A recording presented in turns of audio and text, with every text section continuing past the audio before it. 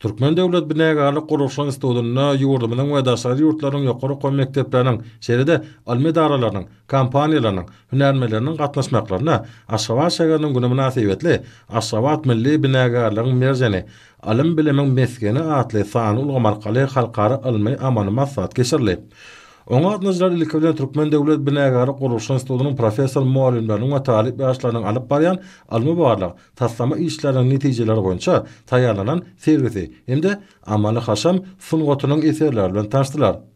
Türkmenistanyň ýaşlarynyň halkara hyzmatdaşlygynyň 2023-2030 ýyllar üçin strategiýasyna, şeýle-de bilim ulgamy boýunça kabul edilen konsepsiýalarda kefiýetlenen wezipeleri durmuşa geçirmek, hemde hormat prezidentimiň alamly, bilimli, giň dünýä garaýşly keminisi kemale getirmek, zekini talipleri alma çekmek we almy derejeli işgärleri taýýarlamak boýunça öňde goýan wezipelerini ýerine ýetirmek, alim bilim ulgamyna innovasiýalary ornaşdyrmak, halkara ilmi amal maksadyň esasy maksady boldy.